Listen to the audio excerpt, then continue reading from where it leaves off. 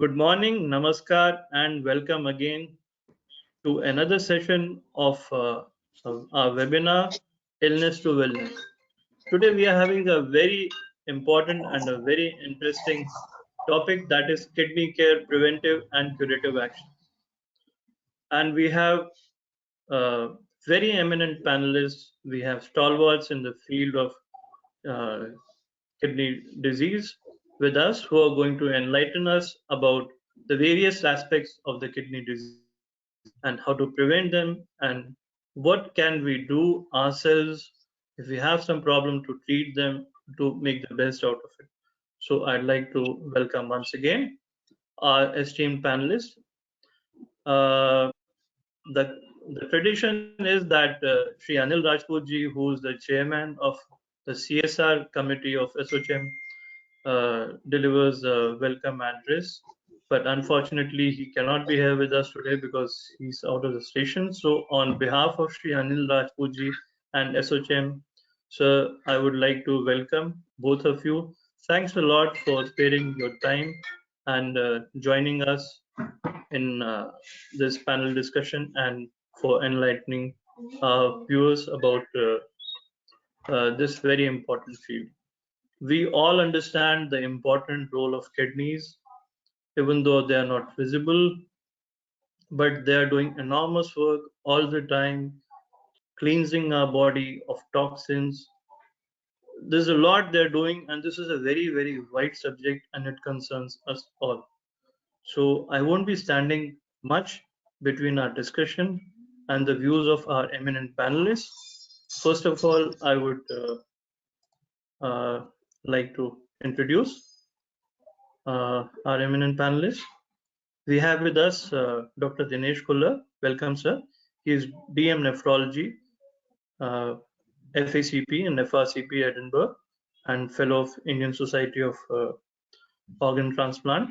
After his DM in nephrology from PGI Chandigarh, Dr. Kullar worked at Sir Gangaram Hospital for about 2 decades before joining Max Super Specialty Hospital, Saket, New Delhi, where he is currently working as Chairman Nephrology and Renal Transplant Medicine. He has been actively involved in teaching activities. Uh, sorry. In teaching activities of postgraduates and has also participated in many research activities related to the field of transplantation, anemia in CKD and diabetic nephropathy, including being national lead investigator for DAPA CKD trial. Among his areas of interest are online hemodiafiltration, induction therapy in renal transplantation, and autoimmune disorders, especially lupus nephritis. He has more than 60 publications to his credit in national and international journals, has delivered talks at various national and international forums.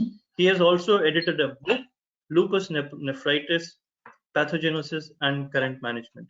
He is recipient of J.N. Patel Oration, uh, Indian Society of Organ Transplant, B.N. Mehta Oration, IMA Kanpur, D.K.P. Chaudhary and Sushil Malik Oration, IMA Delhi, and Lifetime Achievement Award by Humane Care Charitable Trust, besides many others. So, thank you, sir, for sparing time and joining us. Welcome again. Thank you very much. Thank you very much. And also, I would wish to welcome Dr. Sanjeev Saxena. He is the chairman, Institute of Renal Sciences from PSRI Hospital. Welcome, sir. A very brief profile. Dr. Sanjeev Saxena is an eminent nephrology physician and Institute of Renal Sciences. He is among the most successful nephrologists in India with 30 years of experience in practice. His area of active interest include in glomerular disease, hemodialysis, and renal transplant. Dr. Saxena completed his MBBS, MD General Medicine, and DMB Nephrology from the All India Institute of Medical Sciences, New Delhi. He has been an expert in solving complex disorders with extensive research, experience, and knowledge. Dr. Sanjeev has worked with AIIMS Delhi as a faculty. He has more than 35 publications and has been awarded Distinguished Service Award by the Geriatric Society of India In addition, he also attained fellowships of various medical societies, latest by the Indian Society of Nephrology. He's a member in fellowships. He has fellowship of Indian Society of Nephrology, Geriatric Society of Indian Academy of Medical Sciences. He's a member. His special interest is in kidney transplant and dialysis. Thank you so much for spending time, and welcome you once again, sir, Dr. Sanjeev Saxena. Thank you. So, thank you, sir. Thank you, all of you, for joining. I would start with a small verse. Paschim Shardah Shatam, Jive Shardah Shatam, Buddhim Shardah Shatam. हम 100 वर्षों तक देखें, यानी 100 वर्षों तक हमारी आंखों की ज्योति स्पष्ट बनी रहे, 100 वर्षों तक हम जीवित रहें, 100 वर्षों तक हमारी बुद्धि सक्षम रहे और हम ज्ञानवान बने.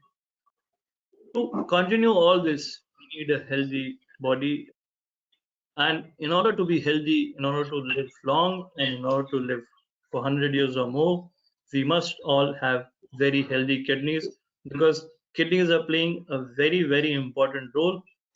And I would like to start with Dr. Sanjeev sir.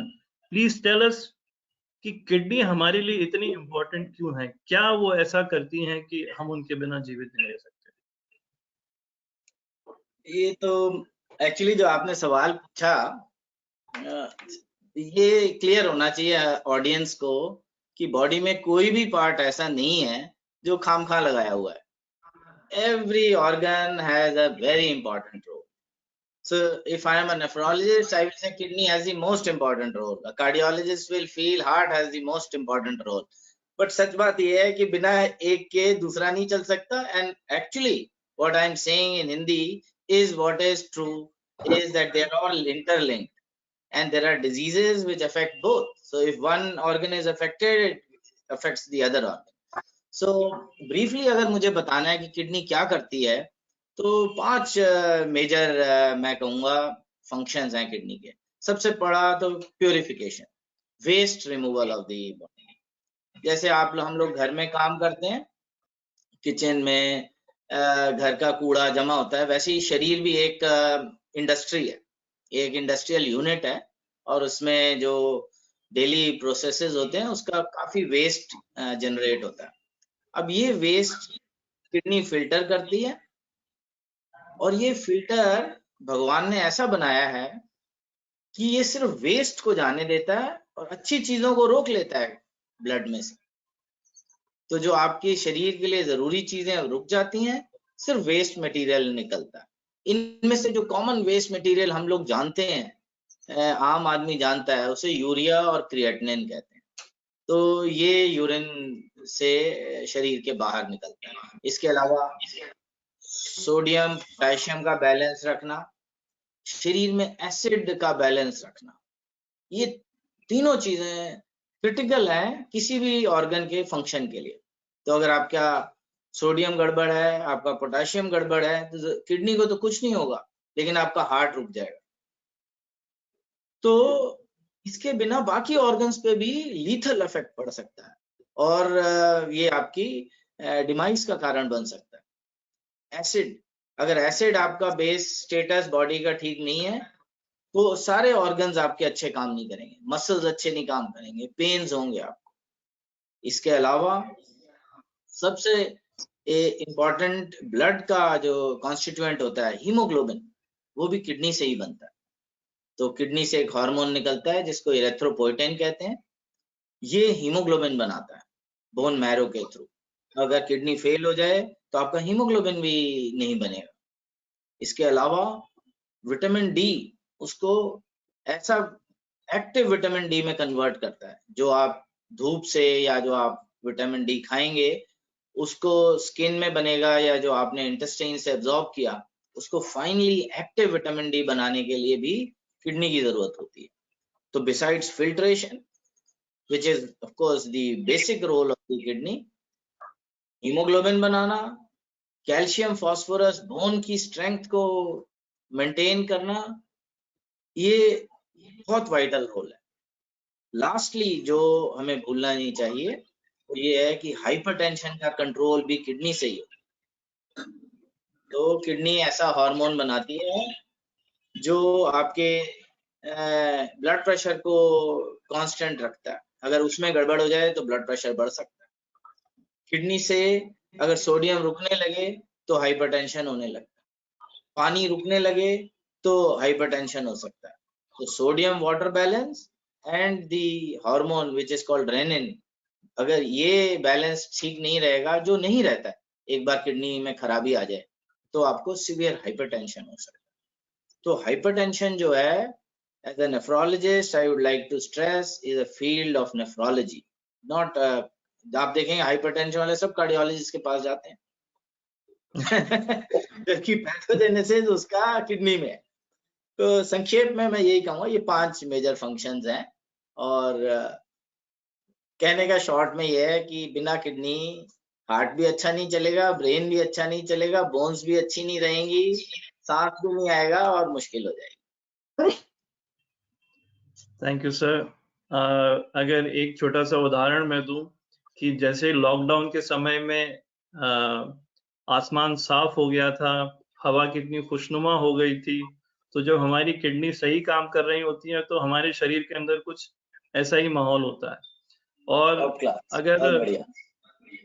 अगर किडनी कुछ गड़बड़ कर जाए, सही से काम ना करें, तो फिर वो जो लॉकडाउन से पहले वाली सर्दी थी वो माहौल हो जाता है। So thank you, sir. That was very, very interesting. Dr. Khullar sir, I would like to ask you कि हमें कैसे पता चले कि हमारी किडनी ठीक काम नहीं कर रही है? For a layman, for someone who's not a medico, how can they suspect that they have a problem in kidney? Because kidney does not manifest as such in our daily lives. So very important question, Dr. Ajay. Before sincere thanks first of all to SHM for this wonderful opportunity, and Dr. Rajesh, obviously another aspect to it is that I get a chance to interact with my dear friend Dr. Saxena, जो आप lockdown की बात कर रहे थे, उसने हमें deprive कर दिया है of these kind of interaction। तो जो भी हुई है वो सिर्फ वेब के थ्रू ही हुई है पिछले 1 साल में, and here is it. I'm actually missing out on Dr. Rana, who I believe was also supposed to join, and I think for some unavoidable reasons he's delayed. So that will be another good opportunity. और दूसरी बात जो doctor Saxena कह रहे हैं, हम 2 nephrologist आज मिलके ये प्रॉब्ली सबको कन्विंस करने वाले हैं कि दुनिया में अगर कोई चीज इंपॉर्टेंट है तो किडनी है, बाकी सब चीजों को आप भूल सकते हो। जिस तरीके से उन्होंने बताया है, and coming to your question, कि जो भी फंक्शंस हैं किडनीज के, अगर आप इमेजिन करें वो अफेक्ट हुए हैं तो सिम्टम्स अकॉर्डिंगली होंगे। तो हम एक तरफ से अगर स्टार्ट हो जाएं, डॉक्टर सेना ने बताया कि फिल्ट्रेशन बंद हो जाती है, तो अगर फिल्ट्रेशन खराब हो जाएगी तो बॉडी में टॉक्सिन्स जमा होने शुरू हो जाएंगे। बट और ये टॉक्सिन्स कोई सिम्टम्स देंगे, मतलब भूख कम हो जाएगी, नोजिया, वॉमिटिंग होने को होएगी, बट वन मस्ट रिमेंबर कि ये सिम्टम्स बहुत लेट आते हैं, and we should not wait for these symptoms to develop before realising that some person is suffering from kidney disease. दूसरा, किडनीज का काम है यूरिन बनाना, और अक्सर सब इंसान किसी भी के मन में आएगा कि अगर किडनीज काम नहीं कर रही हैं तो सबसे पहले तो यूरिन बंद हो जाना चाहिए और यूरिन कम हो जाना चाहिए। वेल, ऐसा होता नहीं है।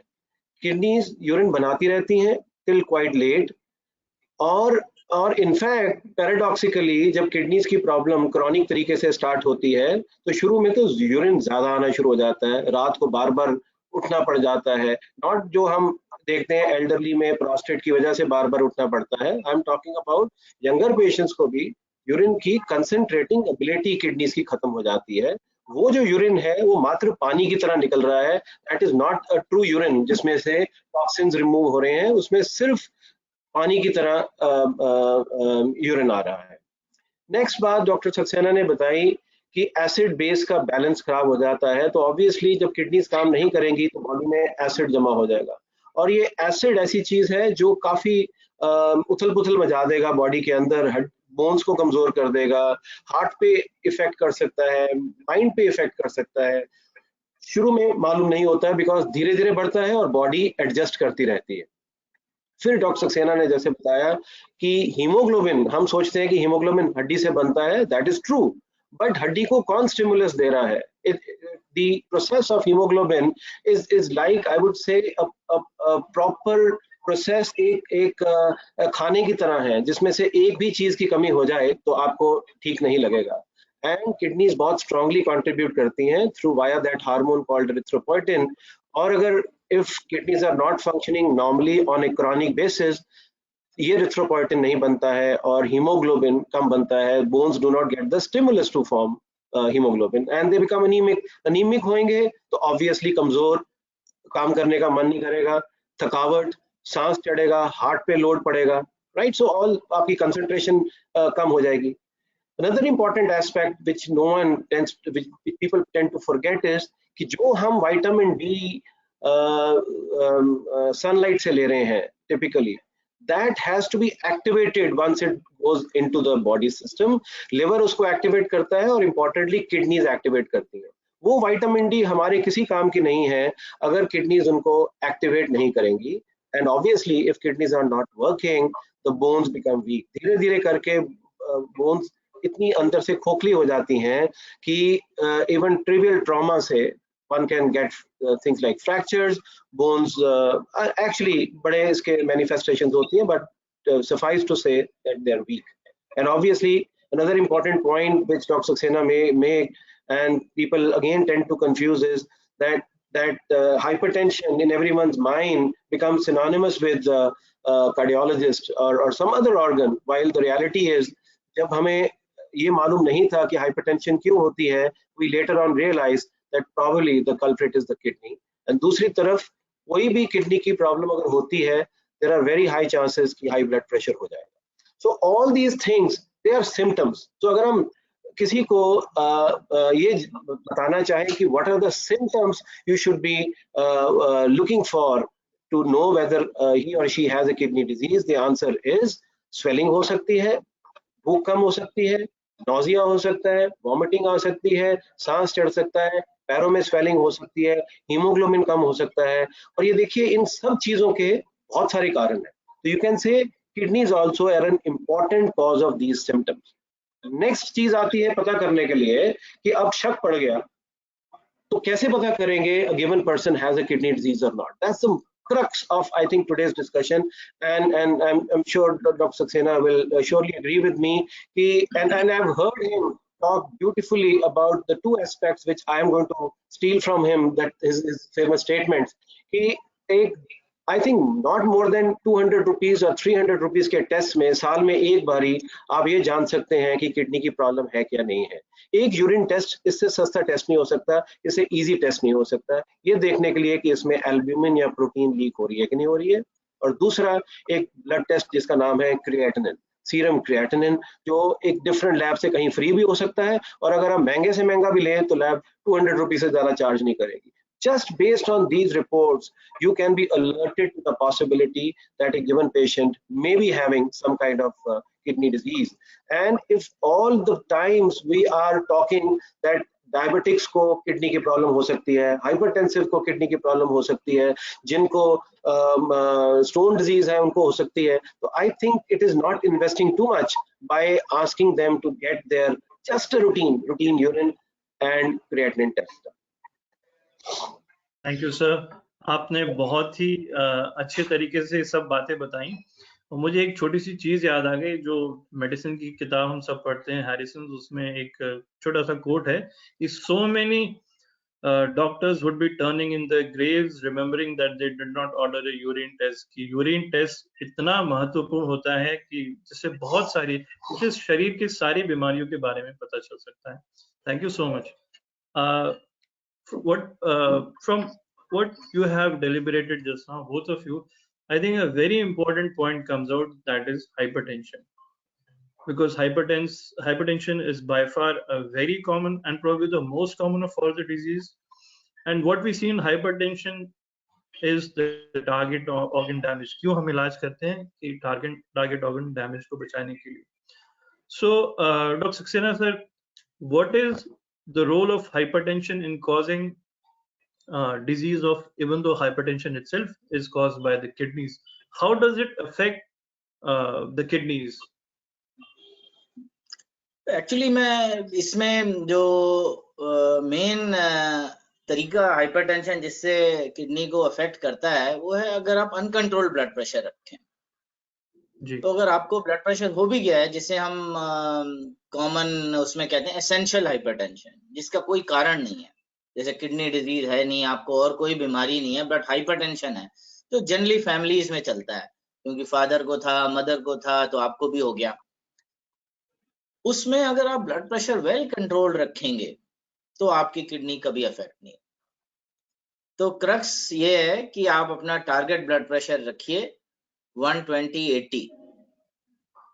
थोड़े अगर एल्डरली हैं तो थोड़ा हायर टारगेट रख सकते हैं, बट 120/80 को टारगेट करिए। दवा मिस मत करिए, नमक कम लीजिए और वेट रिड्यूस कीजिए। अगर ये सब चीजें रहेंगी तो किडनी को कोई इफेक्ट नहीं होगा।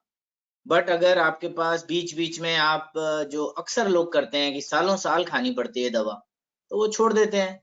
1 साल खाई, 5 साल खाई, 5 साल बाद उनको लगता है अब तो ठीक चल रहा है 5 साल से ब्लड प्रेशर, मैं डॉक्टर के पास जाता हूँ, 1 मिनट में लिख देता है सेम ट्रीटमेंट और घर भेज देता है, तो दवाई छोड़ देते हैं या ऑल्टरनेट सिस्टम में चले जाते हैं।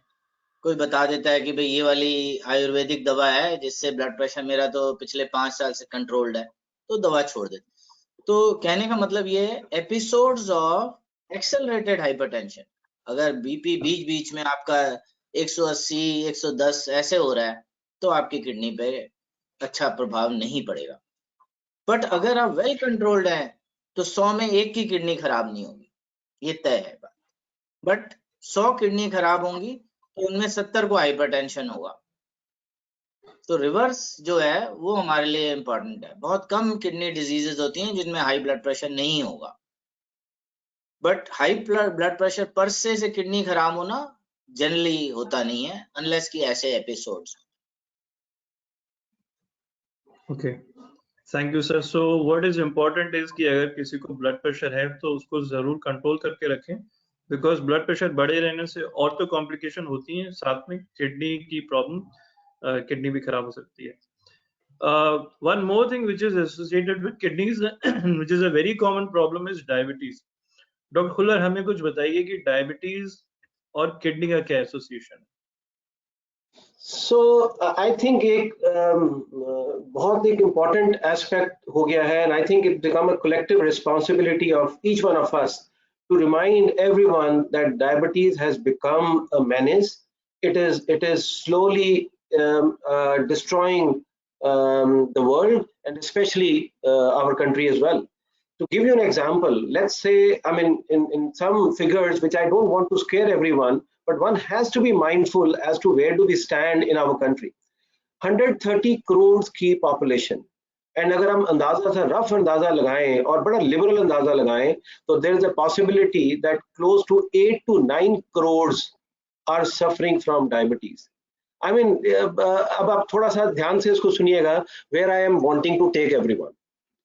8 to 9 crores में से अक्सर माना जाता है, again a liberal figure, that at least 30% लोग इसकी लपेट में आ जाएंगे। और अगर हम ध्यान से देखें, हम थोड़ी सी भी प्रॉब्लम को इग्नोर ना करें और उसको रिलेट करें डायबिटीज के साथ, तो 70%। Look at where we are. अगर आप आधे भी कर लो इसमें, सो 8-9 करोड़ में से 3-4 या रफली एनीवेयर 5 करोड़ लोगों को डायबिटीज हो गई।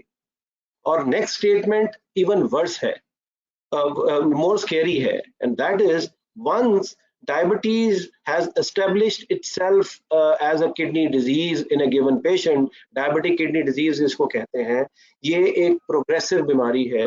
एक स्टेज के बाद जब जब बात एक हद से क्रॉस कर जाती है, it follows a relentless course, it is a progressive disease, and unfortunately South Asians are the worst hit. हमें डायबिटीज भी ज्यादा हुई, हमें डायबिटीज से किडनी इन्वॉल्वमेंट भी ज्यादा हुई, और हमारी किडनी की प्रॉब्लम बाकियों के मुकाबले में ज्यादा स्पीड से बढ़ी।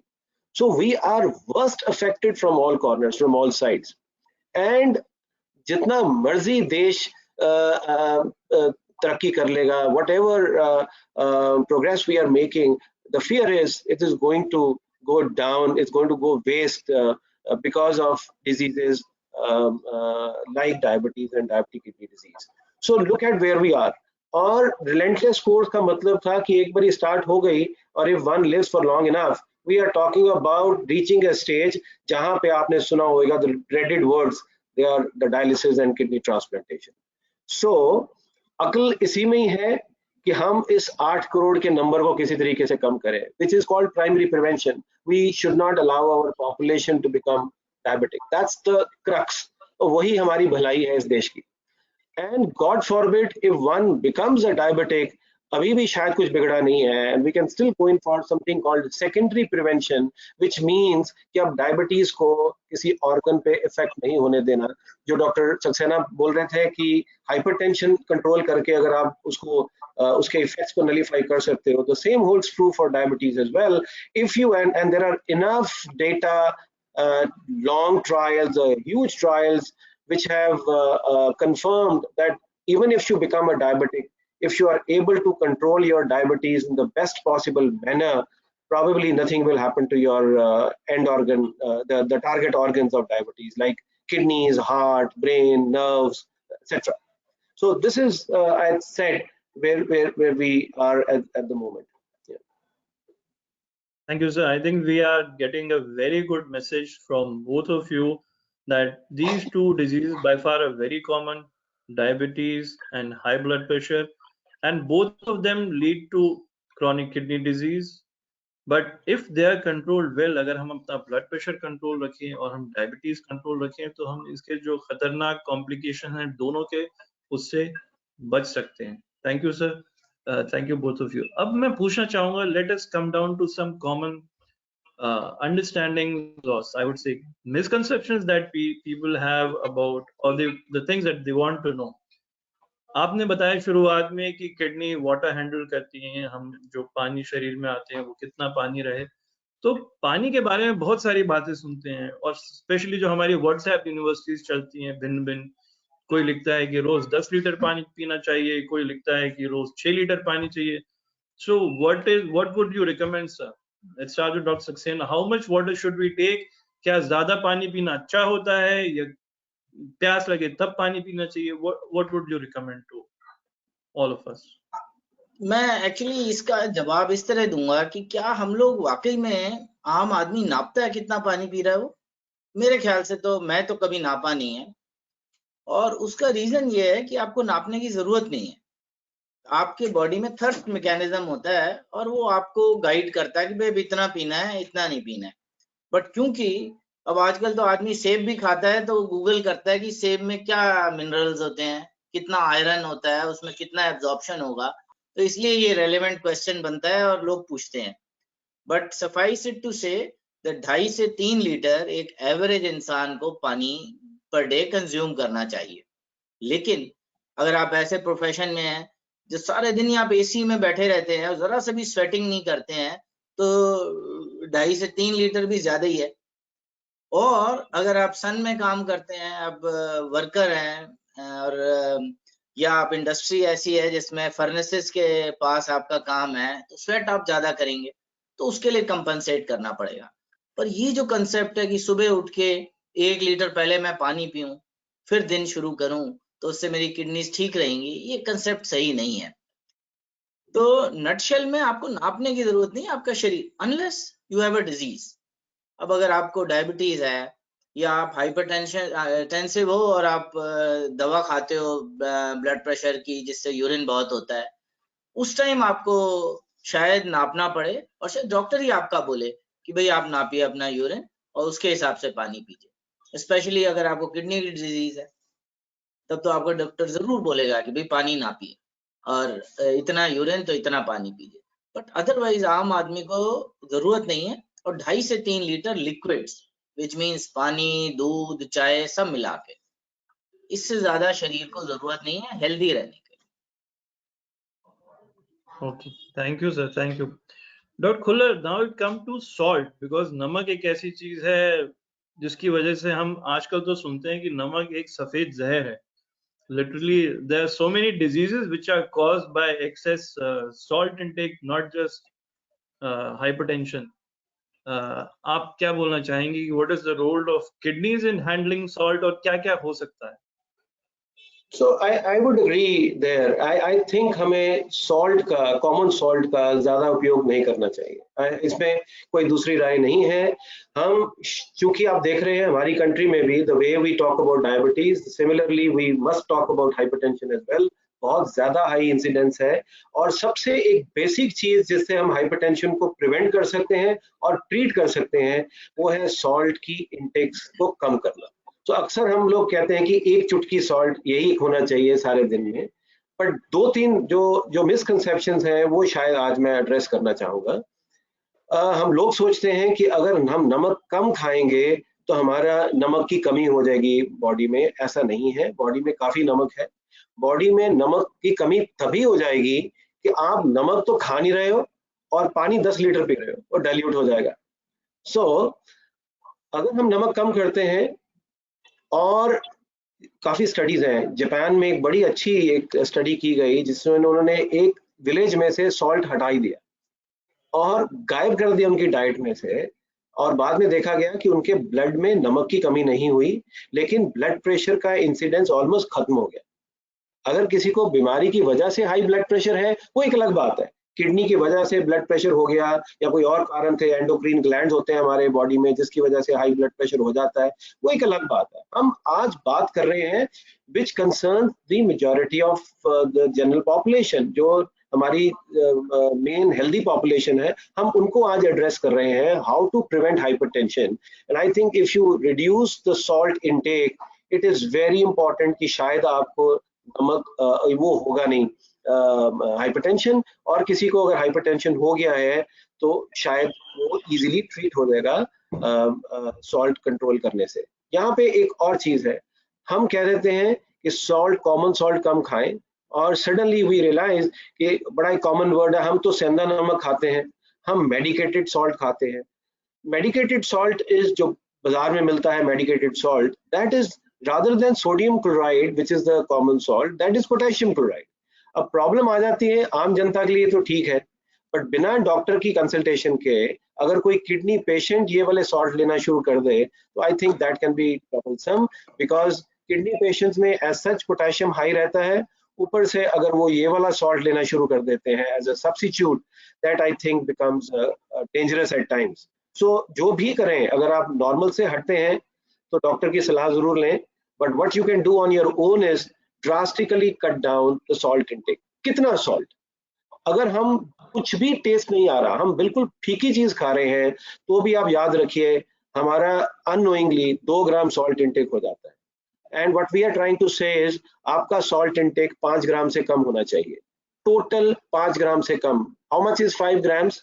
अगर आप एक टी स्पून फुल लेते हो और उसको भर के ऊपर से लेवल कर देते हो, दैट बिकम्स 5 ग्राम्स, और ये 5 ग्राम ओवर 24 आवर्स है, इसमें आपका लंच डिनर भी है, आपके स्नैक्स भी इंक्लूडेड है। सो if you try and reduce your salt intake, probably you are going to be able to prevent the incidence of hypertension. Thank you, sir. Thank you. So we have learned two very important things. That is पानी जब प्यास लगे तब पिएं, और नमक चुटकी भर, उससे ज्यादा नहीं। अगर ये दो चीजें हम सावधानी बरतते हैं तो ब्लड प्रेशर बहुत हद तक हम कंट्रोल कर सकते हैं और स्वस्थ रह सकते हैं। Thank you so much, sir. A question which comes very frequently from patients is कि when the urine is frothy, does that indicate some urine disease? Dr. Saxena, sir. Frothy urine जो हम लोग मानते हैं उसको it's a sign of protein leak in the urine. Proteins जो leak करते हैं वो जनरली जो पॉट के वाटर में झाग बनाते हैं, तो उसको पेशेंट रिपोर्ट करता है frothy urine. So if you are having a frothy urine, it is best that you get a urine test done. There are some other rare causes of frothy urine. Some medicines can give you frothy urine, but वो rare होते हैं। तो अगर आप किसी को frothy urine आ रहा है तो या तो उसको इन्फेक्शन है या उसको प्रोटीन लीक हो रहा है, तो ये एक साइन माना जाएगा। और मैं समझता हूँ जिसको भी frothy urine आ रहा है उसको यूरिन टेस्ट भी कराना चाहिए और डॉक्टर को कंसल्ट करना चाहिए। Thank you sir.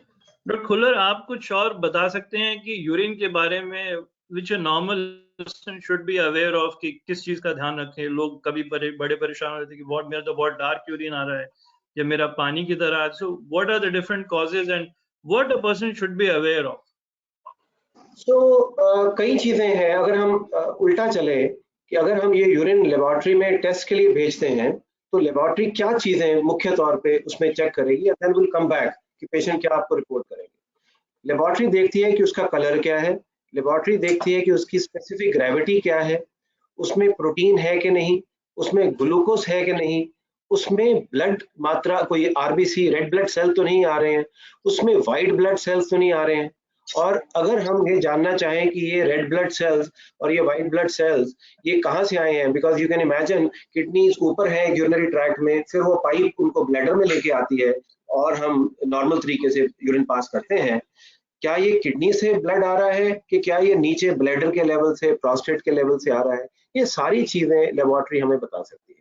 सो अगर हम कलर से चलें, अगर किसी का यूरिन डार्क कलर्ड है तो हो सकता है कि डार्क येलो, कहीं जॉन्डिस तो नहीं है। हमें कई चीजें इस यूरिन से पता लग जानी है। जिस पेशेंट को जॉन्डिस है वो भी हमें पता लग जाएगा कि यूरिन के कलर से। बट हमें याद रखिए, कहीं हम डर जाते हैं, सुबह हमने एक विटामिन की टेबलेट खाई और यूरिन देखा और डार्क येलो है और घबरा के डॉक्टर को फोन कर दिया कि मेरे को तो जॉन्डिस हो गया है। ऐसा नहीं है। पहले हम कॉमन चीजों को जरूर ध्यान में रखें कि येलो यूरिन क्यों हो सकता है। आप खूब एक्सरसाइज करके आए हैं, आपने पानी नहीं पिया, जो डॉक्टर सक्सेना थर्स्ट मैकेनिज्म की बात कर रहे थे, आपने उसको इग्नोर किया, पानी नहीं पिया, and you passed a concentrated urine which is dark yellow. So उसको नजर रखिए कि that means it's a clue कि आप शायद ज्यादा ठीक से पानी नहीं पी रहे हैं। बट इवन अगर यूरिन में ब्लड आ रहा है तो डाइल्यूट होके वो भी कई बार डार्क येलो लगता है। रेड लगेगा तो ऑब्वियसली अगेन आपको देखना है कि कहीं चुकंदर तो नहीं खाई है, कहीं कुछ और कोई ऐसा चीज तो नहीं खाई है जिससे कि यूरिन लाल हो गया है। अगर नहीं है तो उसको इंपॉर्टेंस दीजिए। लाल urine could mean blood in the urine, dark yellow urine could mean blood in the urine, और फ्रॉथ हमने सुन ही लिया है। और ये सारी चीजें आपको कई बारी, रेयरली हम बड़ा इंटरेस्टिंगली देखते हैं, कोई यूरिन इन्फेक्शन ऐसी होती हैं जो यूरिन का कलर नीला कर देती है। सो किसी तरह के भी यूरिन के कलर को, यूरिन की इवन इवन स्मेल से कई लोग जान जाते हैं कि ये नॉर्मल यूरिन वाली स्मेल नहीं थी, ये हमें कुछ आज डिफरेंट लग रहा है, आप हमारा यूरिन टेस्ट कराइए। That is very creditable on their part कि अगर अपने हम सेहत का खुद ख्याल रखें तो you can be alert to the possibility that something is going wrong और उसको जल्दी से चेक करें।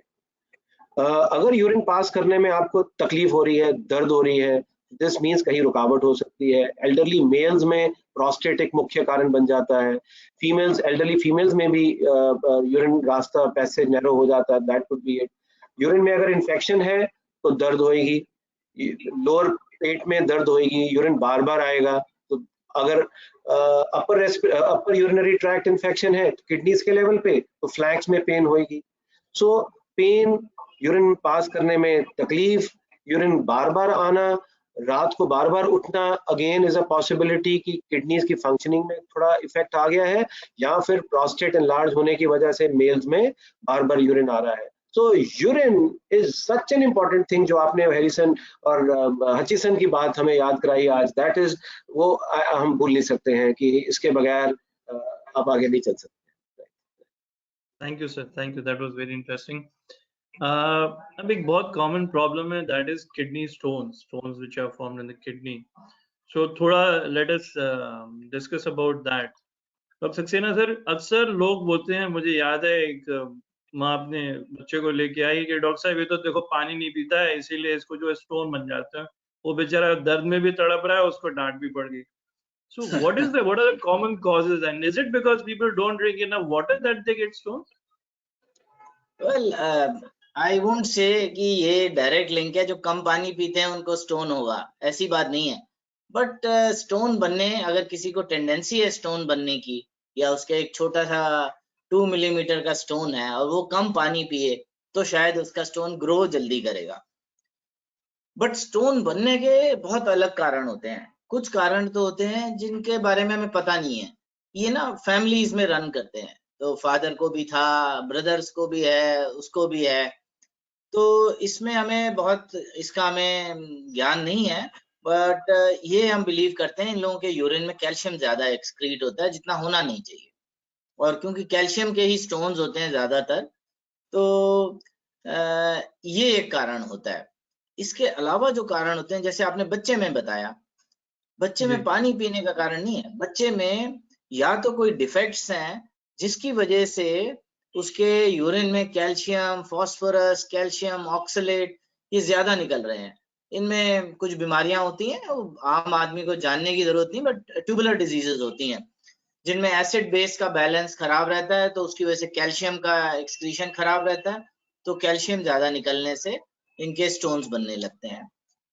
अडल्ट्स में स्पेशली नॉर्थ इंडिया में किडनी स्टोन्स बहुत ही कॉमन है। तो अगर किसी को फैमिली हिस्ट्री है स्टोन की, तो उसको अपना अल्ट्रासाउंड में भी वंस अ ईयर कराना चाहिए, देखने के लिए कि मुझे भी तो स्टोन नहीं बन रहा है। कुछ सेकेंडरी कॉजेज होते हैं स्टोन्स के, स्पेशली जिनको यूरिक एसिड की बीमारी, ज्यादा यूरिक एसिड रहता है, उनको भी स्टोन्स ज्यादा बनते हैं। अगर आप बहुत ज्यादा नॉन वेज खाते हैं तो आपके यूरिक एसिड लेवल ज्यादा रहते हैं, या आप बहुत ज्यादा दूध पीने वाले हैं, बहुत ज्यादा दूध पीते हैं या दूध डेयरी प्रोडक्ट्स लेते हैं, तो भी आपको रिस्क ज्यादा हो जाता है। तो ये सेकेंडरी कारण है, बट ज्यादातर लोगों में आपको पता नहीं रहता क्यों, बट फैमिली हिस्ट्री स्ट्रांग होती है इन लोगों में। तो आपको अगर फैमिली हिस्ट्री है तो आपको स्क्रीन कराना चाहिए annually for a kidney stone. क्या बोल रहा?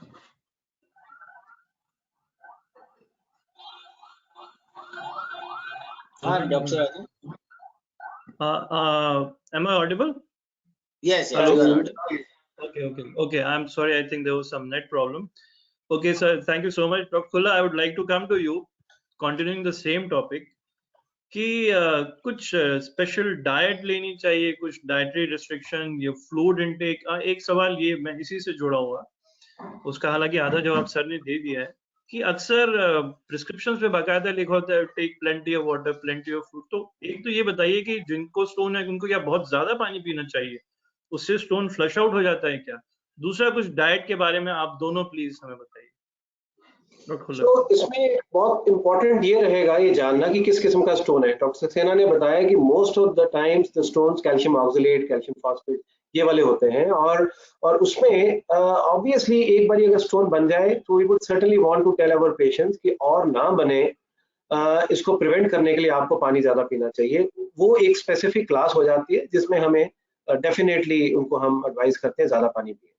दूसरी बात, जैसे कि आपने बच्चों का बड़ा इंपॉर्टेंट बताया था बात, बच्चों में हम बिल्कुल भी इग्नोर नहीं कर सकते। अगर किसी बच्चे को स्टोन बने हैं तो उसको हम डेफिनेटली कभी इग्नोर नहीं करेंगे। बड़ों में डिफरेंट है, हम जो नॉर्थ इंडिया की बात कर रहे हैं वो एक्चुअली एक बेल्ट है जो ईरान से चल के पाकिस्तान से होती हुई हमारे नॉर्थ इंडिया से क्रॉस करके बिहार और आगे जा रही है, और इस बेल्ट में आप देखोगे कि स्टोन के चांसेस ज्यादा है फॉर जेनेटिक रीजन। ऊपर से जो क्लाइमेट है जो हमारा, जो एक्सट्रीम जो गर्मी, और ये ऊपर से हमारे एज आई सेड जो जो स्टेबल डाइट है, तो all these factors account for this thing. So naturally जो भी चीज लागू होती है उसको आप प्रिवेंट करेंगे। अगर इंसान पानी कम पी रहा था तो उसको बोलेंगे भाई अब तो पानी ज्यादा पीना पड़ेगा, you have to force yourself to and change your lifestyle. Secondly, अगर आपको लगता है कि उनकी डाइट में कुछ पर्टिकुलर चीज ज्यादा है उसको आप चेंज करेंगे for sure. But equally important है, जैसे कि हमने बोला बच्चों में कुछ हेरिडिटरी बीमारियां होती हैं, प्राइमरी हाइपरऑक्सिलूरिया, ये रेयर चीजें हैं, हमें आज इसके बारे में ज्यादा डिस्कशन नहीं करनी चाहिए। All that I would want to bring home the point is कि बच्चों के स्टोन्स को हम ज्यादा इंपॉर्टेंस देते हैं, उसको हम इग्नोर नहीं करते, उसकी इवैल्यूएशन करते हैं। दूसरी बात, किसी को अडल्ट एज में जाके 40 साल 50 साल में जाके एक स्टोन बन गया, पहली बारी में हम ज्यादा उसको ओवर इन्वेस्टिगेट नहीं करते हैं। बट किसी को बार बार स्टोन बनने शुरू हो जाएं तो we definitely want to look at what is happening. Basic test से उनके ब्लड में किस चीज की मात्रा ज्यादा है, कैल्शियम या फास्फोरस या यूरिक एसिड, और मोर इम्पोर्टेंटली अगेन यहाँ पे द यूरिन टेस्ट हमारी रेस्क्यू को आते हैं। If you are able to demonstrate कि एक गिवन पेशेंट के यूरिन में क्या चीज ज्यादा निकल रही है, अगर कैल्शियम निकल रहा है ज्यादा तो कुछ मेडिसिन हैं जो हम दे के उनकी यूरिन की कैल्शियम की एक्सक्रीशन को कम कर सकते हैं और उनके आगे स्टोन रिकरेंस के चांसेस हम कम कर सकते हैं। जिसको यूरिक एसिड ज्यादा निकल रहा है उसका हम यूरिक एसिड ट्रीट करके उनको ठीक कर, ये तो मेडिकल मैनेजमेंट होगी। But for the general public I think the answer is you should drink more water. You should avoid episodes of dehydration. आप खेलिए, जरूर खेलना चाहिए, कसरत करनी चाहिए, but you should be more mindful of the fact that that is a reason for you to develop transient dehydration, and you should prevent that. इसीलिए हम देखते हैं अक्सर and rightly so, the sportsmen जो हाथ में अपने पानी की बोतल पकड़ के, so they are mindful of the fact that they have to drink more water. Thank you, sir. Sir, Dr. Saxena, sir, would you like to add something?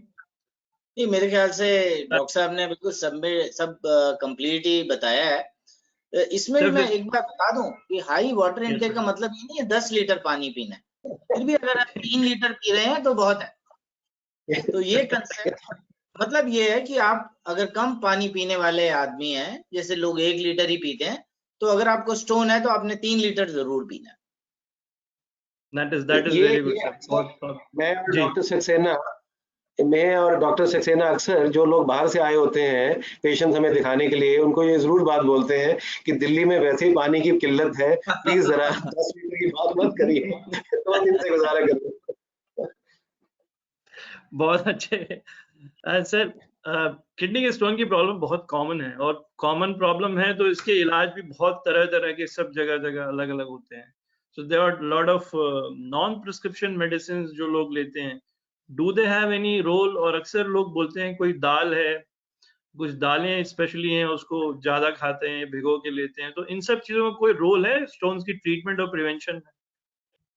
अब देखिए ऐसा है, इसका कोई साइंटिफिक डेटा तो है नहीं कि हम रिकमेंड करें कि भाई आप ये लीजिए, but we certainly know that some things inhibit stone formation, जिसमें सिट्रिक एसिड है, तो इसलिए हम नींबू पानी जरूर बोलते हैं पेशेंट को कि आप नींबू पानी पीजिए। लेकिन नींबू पानी में इंपॉर्टेंट चीज ये है कि ना नमक मिला हो ना शुगर मिली हो, तो आप नींबू निचोड़ के 1 गिलास में और पी जाइए उसको। और इसी का सिरप आते हैं बने बनाए, जो हम प्रिस्क्राइब करते हैं पेशेंट्स को कि भाई आप ये पानी में मिला के 1 चम्मच सुबह दोपहर रात पीजिए, जिससे कम स्टोन फॉर्म होंगे। बट जिस तरह की और ये कुल्ती का पानी लोग पीते हैं, कुछ आयुर्वेदिक दवाइयां भी हैं, अब उनका कोई ऐसा स्टडी नहीं है कि हमारी ओर से हम कह पाए कि भाई ये लीजिए। बट सफाइस टू से कि अगर 6 मिलीमीटर या उससे छोटा स्टोन है तो फेयर चांस है कि आप पानी पिए और वो अपने आप निकल जाएगा। अब उस टाइम अगर आपने होम्योपैथिक दवा ले ली है तो आपको लगता है इसकी वजह से निकल गया, जबकि वो निकला आपके। तो 6 मिलीमीटर के स्टोन में आप धैर्य रख सकते हैं, और 6 से ऊपर है तो चांस ये है कि ये निकलेगा नहीं और आपको निकलवाना ही पड़ेगा। Thank you so much, thank you. We are having a very interesting discussion, और लोग भी उसमें बहुत इन्वॉल्व हैं और बहुत सारे सवाल आते जा रहे हैं from the audience, and I think we are trying to address those questions, and ज्यादातर सवालों के जवाब हमारे डिस्कशन में ही आ जा रहे हैं। But I just want to inform the panelist also that people are very keen and listening to our conversation. एक छोटी सी चीज और, खाने पे क्या रिस्ट्रिक्शन होती है? क्योंकि कई लोगों को कहा जाता है कि आप हरी पत्तियां मत खाइए, हरी सब्जियां मत खाइए, ऐसा कुछ रिस्ट्रिक्शन, ब्लैंकेट रिस्ट्रिक्शन है जिन लोगों को स्टोन्स है उनके लिए देना चाहिए? अब इसमें आप देखिए, हाँ दिनेश आप बोलिए। नहीं please, I think please continue doctor. इसमें बेसिक बात यह है कि अगर आपको स्टोन्स हैं तो आपको बहुत हाई कैल्शियम इंटेक नहीं करना है, तो इसलिए हाई डेयरी प्रोडक्ट्स नहीं लेने। ज्यादा हरे पत्ते वाली सब्जियां रिच होती हैं ऑक्सलेट्स में, तो क्योंकि कैल्शियम ऑक्सलेट के स्टोन्स होते हैं, तो इसलिए हम लोग कहते हैं कि भाई हरे पत्ते वाली सब्जियां कम खाइए। तीसरी बात, non vegetarian diet, high non vegetarian diet से यूरिक एसिड बढ़ता है और एसिड ज्यादा होता है, एल्कलाइन उसमें कम स्टोन्स बनेंगे। तो ये हम मोटी मोटी बात बताते हैं, in addition to high liquid intake. तो डाइट में मैं ये कहूंगा कि पत्ते वाली सब्जियां कम, डेयरी प्रोडक्ट्स अगर आप एक्सेसिव लेते हैं तो नहीं लेने हैं, बट नॉर्मल डेयरी प्रोडक्ट्स आप ले सकते हैं। जो एक आम आदमी जितना दूध पीता है या दूध से बनी चीजें लेता है वो अलाउड है। ये नहीं कि आपने दूध बंद कर देना है, जो ये काउंटर प्रोडक्टिव हो जाएगा। और तीसरा, नॉन वेजिटेरियन कम खाइए, और चौथा पानी ज्यादा पीजिए। अगर ये 4-5 चीजें आप कर रहे हैं तो इससे ज्यादा और कुछ नहीं। Thank you, sir. Since we are at it about diet, so आप दोनों कुछ हमें डाइट के बारे में बता सकते हैं which can help in preventing kidney disease or which are better for people with kidney disease? ऐसी कुछ कोई स्पेशल चीजें जो डाइट में ली जाएं? So could you please both of you contribute? We'll start with you, Dr. Dinesh. सो दो different aspect हैं आपके क्वेश्चन के। वन यू सेड कि डाइट जो प्रिवेंट कर सकती है किडनी डिजीज को, एंड दूसरा मोर इम्पोर्टेंट इज वो डाइट जो आगे प्रिवेंट कर सकती है प्रोग्रेशन को। That's true. And before that, just to complete what Dr. Saxena was saying, stone के ना बहुत ज्यादा मिसकंसेप्शन है। दाल की जैसे बात आपने उठाई, दूध मिल्क प्रोडक्ट्स नहीं खाएंगे। आई थिंक छोटी छोटी चीजें हमें ये देखनी पड़ेंगी किस किस्म का स्टोन है। जिसको यूरिक एसिड वाला स्टोन है तो उसकी डाइट ऑब्वियसली डिफरेंट होएगी जिसकी कैल्शियम वाला स्टोन बन रहा है। कैल्शियम ज्यादा कॉमन है। सिट्रेट की बात की डॉक्टर सक्सेना की, सिट्रेट ही कम यूरिन में निकल रहा है तो ऑब्वियसली उसको बाकी चीजों की डाइट के बारे में इतनी तवज्जो नहीं देनी चाहिए। एक मिसकंसेप्शन ये है कि हम मिल्क प्रोडक्ट ज्यादा लेंगे तो स्टोन ज्यादा बनेंगे, but I think you will be surprised to know कि जो बेसिकली जो स्टोन बनते हैं वो कैल्शियम और ऑक्सलेट के इसलिए बनते हैं कि डाइट में अगर कैल्शियम होता और वो ऑक्सलेट को इंटेस्टाइन के लेवल पे ही पकड़ लेता तो ये स्टूल में निकल जाता। कहीं इसमें से एक चीज अगर नहीं है, मान लीजिए कैल्शियम नहीं है, तो इस ऑक्सलेट को अब मौका मिल जाएगा रीअब्सॉर्ब करने का। वो स्टूल में निकला नहीं, अब वो रीअब्सॉर्ब होके यूरिन के थ्रू निकलेगा और स्टोन ज्यादा बनने शुरू हो जाएंगे। वहां तो कैल्शियम है। सो आई थिंक हमें जब भी कोई डाउट ऐसा होए, we must have the correct information rather than believing in false notions and myths. Coming to the diet which can prevent a kidney disease. Now, ऐसा है, the most important thing is a healthy balanced diet. Please remember कि हम आज की date में in terms of longevity of life even in our country are much better off than when we gained independence. So मोटे मोटे तौर पे I think it's a consolation कि हम जो भी कर रहे हैं वो शायद करेक्ट कर रहे हैं, लेकिन ये था जो हमने आज तक अचीव किया। कहीं ऐसा ना होए to achieve more कि हमारी life span, if I remember correctly 67-68 average life span हो चुका है इस कंट्री में, उसको 100 साल की करने के चक्कर में कहीं हम वापस 50 की तरफ ना आ जाए। सो हम ओवर इन्वेस्ट अपनी एनर्जीज कोई ऐसे एक्सोटिक डाइट्स में ना हम करनी शुरू करें। All that I would want to recommend is a healthy balanced diet. A healthy balanced diet means आपकी प्लेट में थोड़ा थोड़ा सब कुछ होना चाहिए rather than किसी एक चीज का एक्सेस हो।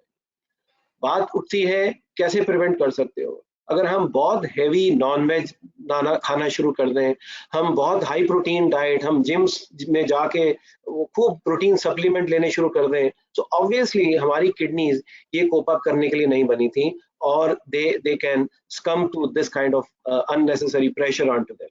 बट अगर आप ठीक पानी पी रहे हैं, ठीक प्रोटीन्स खा रहे हैं, a balanced diet means equal proportions or right proportions, I would say, of carbohydrates, fats and proteins. I think that's the most important message. Coming to the second aspect, which is more relevant, and I think both of us can contribute towards that. That is, एक बारी किसी को kidney की problem हो जाए, how can you try to slow down its rate of progression via diet? And इसमें again बड़ी misconceptions हैं। हमें ये बताया जाता है, हम जब स्टूडेंट्स थे एज नेफ्रोलॉजिस्ट, कि किडनी की डिजीज को आगे बढ़ने से प्रिवेंट करने के लिए प्रोटीन इंटेक कम कर दो, प्रोटीन इंटेक कम कर दो। आधी बात सुन ली आपने, जो आधी बात नहीं सुनी कि इंडियन डाइट में पहले से ही प्रोटीन रिस्ट्रिक्टेड है। हमें बॉडी चलाने के लिए कम से कम 40 ग्राम प्रोटीन एक 70 किलो वाले इंसान को चाहिए। 40-45 ग्राम प्रोटीन तो पहले ही खा रहा है। हमने कहा कि आप प्रोटीन ज्यादा खा रहे हैं, इसलिए आपकी किडनी बचाने के लिए हम आपकी प्रोटीन्स को कम करेंगे। कम करने के चक्कर में वो बेचारा पहले ही 40 ग्राम खा रहा था, हमने 20 कर दिया। होना क्या चाहिए था कि अगर वो 70 ग्राम खा रहा होता, जैसे कि टिपिकल वेस्टर्न डाइट होती है, हाई प्रोटीन डाइट होती है, उसको हम 40 ग्राम पे लेके आते। हम तो एक इंसान जिसकी पहले ही प्रोटीन 40 ग्राम थी, उसकी दालें बंद करा के, पनीर बंद करा के, प्रिडोमिनेटली वी आर वेजिटेरियंस, दालें बंद करा के सोया बंद करा के उसकी दाल की प्रोटीन की मात्रा 20 ग्राम कर दी और उसके शरीर को मेयर स्केलेटन बना दिया। जब उसकी बीमारी आगे बढ़ी, किडनी की प्रॉब्लम जो अनफॉर्चुनेटली सब कुछ करने के बावजूद बढ़ सकती है, और जब एडवांस स्टेज आती है, देन वी रियलाइज कि हमने उस इंसान को, हेल्दी इंसान को, अपनी एक गलत सूट में उसको अनहेल्दी बना दिया, उसको मेयर स्केलेटन में रिड्यूस कर दिया। Now he can not even have the capacity to fight the rigors of the disease जो आने वाले टाइम पे which he has faced as challenges. So that's what I would want to say. गलत होता है कि किडनी की problem हुई, दाल बंद कर दो, पनीर बंद कर दो, सोया बंद कर दो, अंडे बंद कर दो, नॉनवेज बंद कर दो। The answer is कम कर दो, बंद नहीं करो। और केस बाय केस बेसिस देख के डाइटिशियन के साथ बैठ के पता करें कि आप जो एक्सेप्टेड बेयर मिनिमम आप प्रोटीन से अगर ज्यादा खा रहे हैं तो ही कम करेंगे, वरना नहीं करेंगे। Thank you sir, thank you. आपने इतने अच्छे से, इतने सरल तरीके से बताया। Thank you so much. Doctor Saxena sir, आप क्या ऐड करना चाहेंगे? कि मैं इस बात से पूरा अग्री करता हूँ डॉक्टर खुल्लर से कि हमारे यहाँ ये मिसकंसेप्शन है, और ये स्पेशली थोड़ा सा, not that I am against Ayurveda, but in लोगों ने ये सो कॉल्ड घिया तोरी टिंडा डाइट प्रिस्क्राइब करी हुई है, which means that you take no proteins and what you take doesn't have any calories and only has fiber. So you'll end up in severe malnutrition. सब बिल्कुल वो हो जाते हैं, मसल लॉस टोटल हो जाता है, बोन्स रह जाती हैं। तो एक इसमें सच बात तो ये है कि अब आप, अगर आपको किडनी की प्रॉब्लम है, अपने डॉक्टर से आप डिस्कस कीजिए। कोई एक ब्रॉड डाइट सबके लिए नहीं फिट होती है। किडनी बीमारियां जैसे अलग अलग होती हैं, ऐसी डाइट भी अलग अलग ही होगी। तो और आपका न्यूट्रिशनल स्टेटस क्या है? कोई वेल टू डू फैमिलीज हैं, स्पेशली पंजाबीज बहुत प्रोटीन खाते हैं, दे ईट, उनका चिकन के बिना दिन नहीं निकलता, पूरा एक चिकन खाना है। तो उधर आपको करना है। तो बेस्ट ये है कि एक डाइटिशियन के साथ बैठें और करेक्ट एडवाइस लें। तो ऐसा वन शू फिट्स ऑल वाली बात नहीं है, तो सबके लिए अलग अलग चीज है। बट मोटी बात समझने की ये है कि अपने डॉक्टर या डाइटिशियन से एक कंसल्ट करिए और अच्छी डाइट बनेगी आपकी। एक्सेप्ट मैं इसमें एक बात जरूर कहूंगा कि जो हम लोग, डॉक्टर दिनेश भी देखते हैं और मैं भी देखता हूँ, कि ये जो हाई प्रोटीन सप्लीमेंट्स आ गए हैं जिम वाले ना, इससे बच्चों को प्रॉब्लम हो रही है। तो इसके मैं स्ट्रिक्टली एडवाइस करूंगा कि जो आपकी ऑडियंस है वो खुद भी या उनके बच्चे भी अगर कोई जिम जा रहे हैं, अब नेचुरल प्रोटीन्स खाइए। ये जो बने बनाए प्रोटीन्स आ रहे हैं, इनमें पता नहीं स्टीरॉइड्स भी होते हैं, इनमें बहुत ही हाई क्वांटिटी ऑफ प्रोटीन होता है जो किडनी नहीं झेल पाती है और सकम कर जाती है। तो इससे बचें।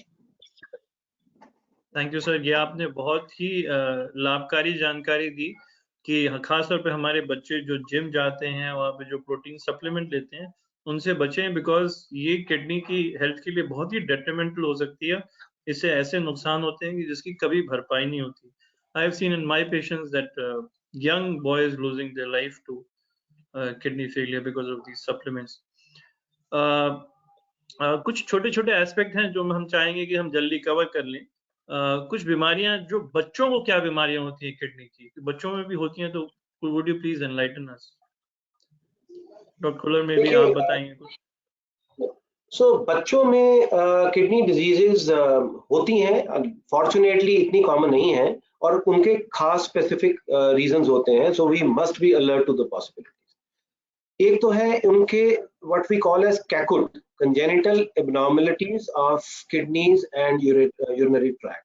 उसमें क्या है कि उनकी जो डेवलपमेंट स्टेज में किडनीज ठीक से डेवलप नहीं हो पाई। कई बारी एक सिंगल किडनी होती है, कई बारी दोनों किडनीज छोटी बाय बर्थ होती हैं।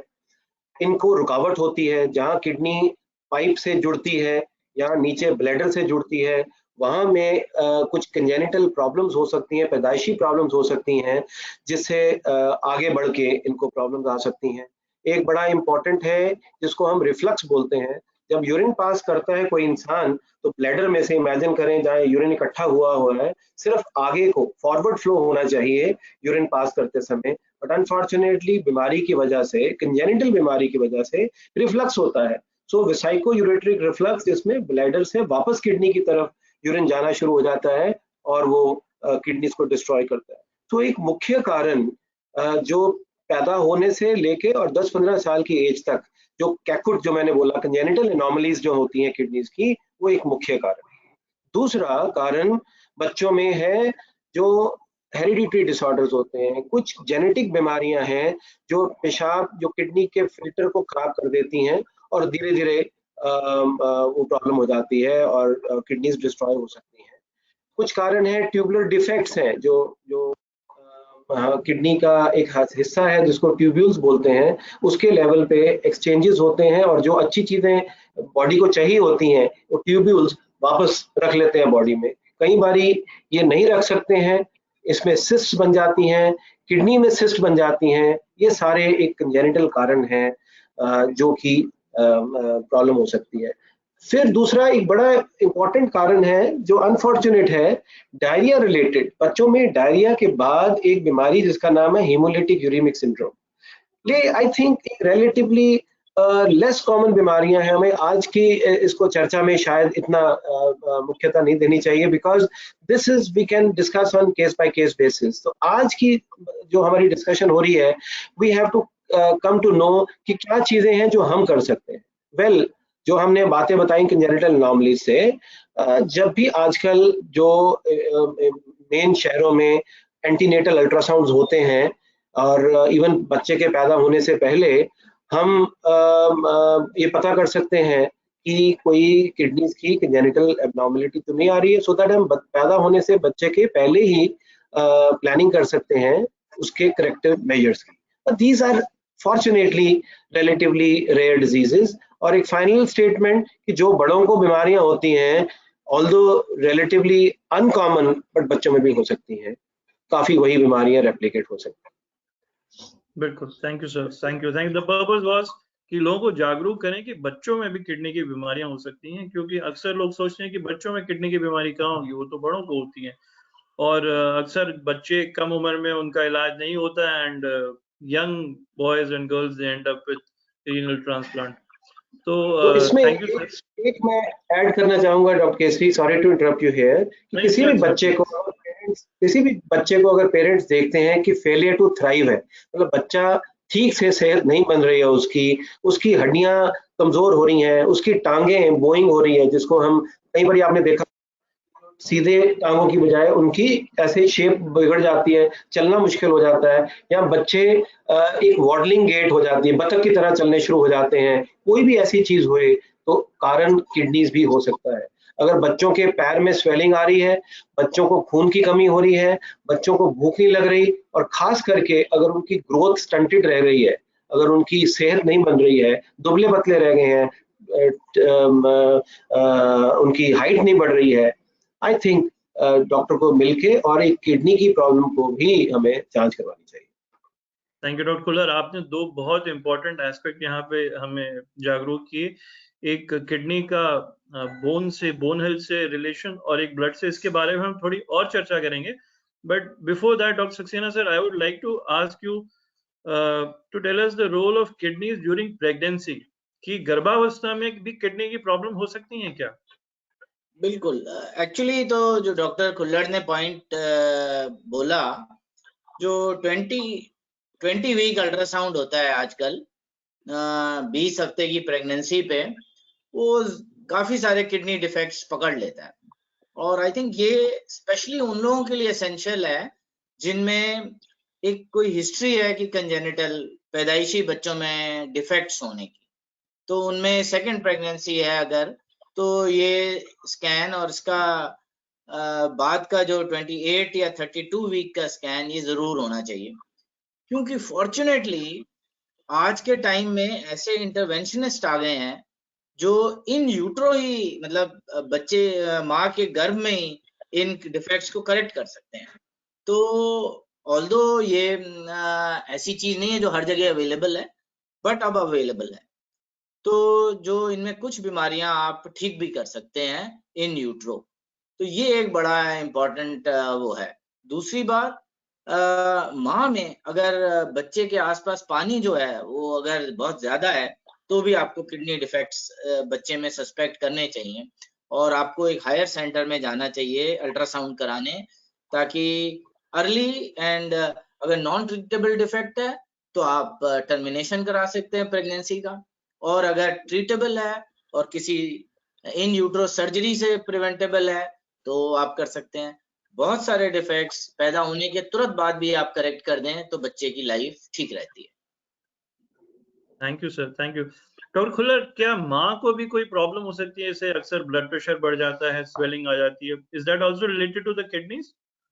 Directly, in fact directly related to the kidneys. ये एक बड़ी फेयरली कॉमन एंटिटी है जिसको हम बोलते हैं प्रेगनेंसी इंड्यूस्ड हाइपरटेंशन। जो प्रेगनेंसी की वजह से नॉर्मली हम देखें कि ये एक हेल्दी पॉपुलेशन है, जो फीमेल्स प्रेग्नेंट होती हैं they are by and large fairly healthy, और नॉर्मल प्रेगनेंसी में ब्लड प्रेशर कम हो जाता है। किसी लेडी का अगर ब्लड प्रेशर 110 115 था ऊपर वाला, तो ड्यूरिंग प्रेगनेंसी उनका ब्लड प्रेशर 10 डिग्री कम भी आ सकता है। सो अनफॉर्चुनेटली कुछ केसेस में, हालांकि इंसिडेंस इज जस्ट अबाउट 1%, इनके जब 20 हफ्ते होते हैं तो क्या होता है कि यूट्रस जो प्लेसेंटा के अक्रॉस कुछ ब्लड सप्लाई, कुछ चैनल्स खुलते हैं जो बच्चे को ब्लड सप्लाई देते हैं। कई बारी ये चैनल्स ठीक से खुलते नहीं है, तो 20 हफ्ते के टाइम के अराउंड ब्लड प्रेशर हो जाता है, बिकॉज जो चैनल्स नहीं खुले और जो किडनी का फिल्टर था, जो माँ की किडनी का फिल्टर था, उसमें से लीकेज हो गई। इसको हम बोलते हैं ग्लोमेरुलोएंडोथेलियोसिस, और ये एक कारण बन जाता है प्रेगनेंसी इंड्यूस्ड हाइपरटेंशन का। सो टिपिकली 20 हफ्ते में आया, ब्लड प्रेशर हुआ, जो पहले ब्लड प्रेशर कम था अब वो बढ़ना शुरू हो गया, माँ का यूरिक एसिड बढ़ना शुरू हो गया जो कि पहले कम था, और सबसे इंपॉर्टेंट चीज यूरिन में प्रोटीन आनी शुरू हो जाती है।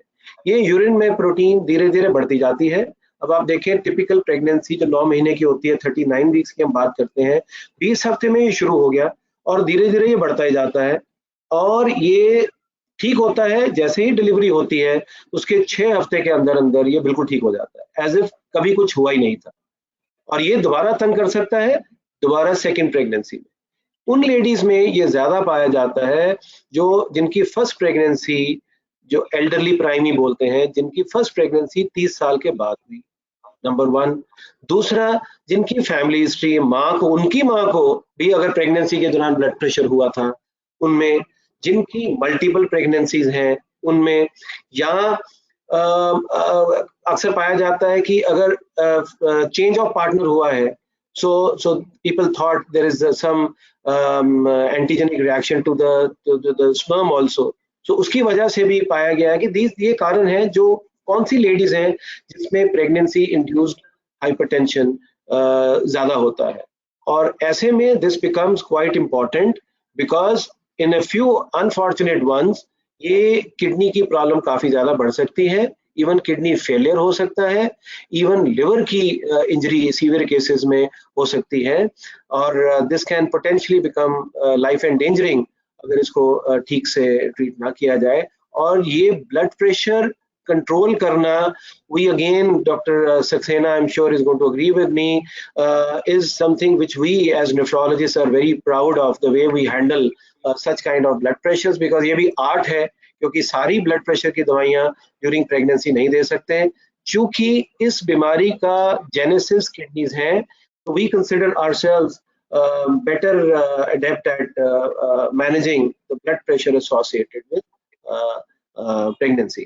But the good point is that, as I said, 6 हफ्ते के अंदर अंदर ये प्रोटीन भी गायब हो जाती है, blood pressure also returns to normal, and as I said, as if nothing had happened to these ladies. Thank you sir, thank you.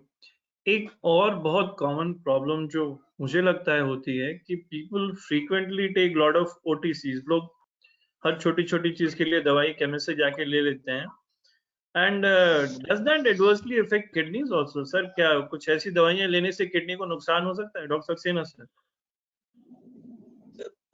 ये तो कॉमन मेरे ख्याल से जो ओटीसी प्रोडक्ट्स हैं ज्यादातर सेफ होते हैं, बट प्रॉब्लम ये होती है कि क्योंकि एक बार आपने खाया और आराम आ गया तो you continue to take them, and that is what is bad. तो अगर आपको नीज में पेन है या क्रॉनिक बैक एक है या सर्वाइकल पेन है, ये पेन्स जाने वाले नहीं है, ये आपके साथ ही रहेंगे। तो अगर आपने कॉम्बी फ्लैम खरीदी बाजार से और खाई, 4-5 दिन खाई, तो आपको लगा इससे मैं ठीक रहती हूँ, तो आप सारी उम्र खाते रहो, वो गलत है। तो पर से 1 या 2 टैबलेट्स या 1 हफ्ता खाना इतना दिक्कत का काम नहीं है, मगर कंटिन्यूअसली अगर आप खाते रहें तो specially pain killers can adversely affect your kidney, पहली बात। दूसरी बात, don't take unnecessary antibiotics. Many of the antibiotics can cause allergic reactions in the kidney. तो जब जरूरत है तभी लीजिए, और एंटीबायोटिक्स लेने से पहले एक डॉक्टर की कंसल्ट जरूरी है।